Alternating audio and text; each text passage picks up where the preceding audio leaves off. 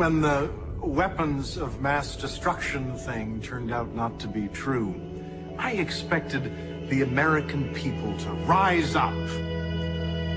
Well, they didn't. Then, when the Abu Ghraib torture thing surfaced, and it was revealed that our government participated in rendition, a practice where we kidnap people and turn them over to regimes who specialize in torture, I was sure then the American people would be heard from. We stood mute. Then came the news that we jailed thousands of so-called terrorist suspects, locked them up without the right to a trial or even the right to confront their accusers. Certainly, we would never stand for that. We did. And now it's been discovered the executive branch has been conducting massive, illegal, domestic surveillance on its own citizens, you and me. And I at least consoled myself that finally, the American people will have had enough. Evidently, we haven't. In fact, if the people of this country have spoken, the message is we're okay with it all. Torture, warrantless search and seizures, illegal wiretappings, prison without a fair trial, or any trial, war on false pretenses. We as a citizenry are apparently not offended. There are no demonstrations on college campuses. In fact, there's no clear indication that young people even seem to notice. Well, Melissa Hughes noticed.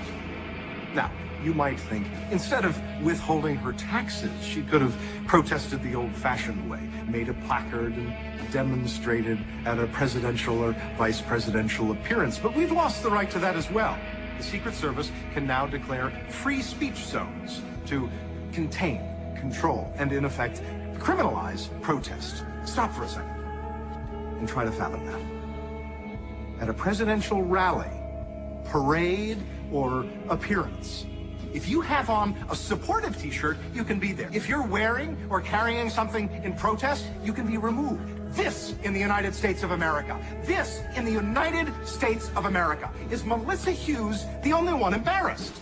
And what I'm most sick and tired of is how every time somebody disagrees with how the government is running things, he or she is labeled un-American. Evidently, it's speech time. And speech in this country is free, you hack. Free for me, free for you, free for Melissa Hughes to stand up to her government and say, stick it. Objection. I object to government abusing its power to squash the constitutional freedoms of its citizenry. And God forbid anybody challenge it. They're smeared as being a heretic. Melissa Hughes is an American. Melissa Hughes is an American. Melissa Hughes is an American.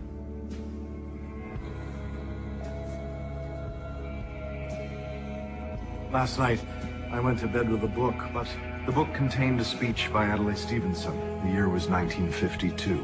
He said, "The tragedy of our day is the climate of fear in which we live, and fear breeds repression. Too often, sinister threats to the Bill of Rights, to freedom of the mind, are concealed under the patriotic cloak of anti-communism." Today, it's the cloak of anti-terrorism. Stevenson also remarked, it's far easier to fight for principles than to live up to them. It's you.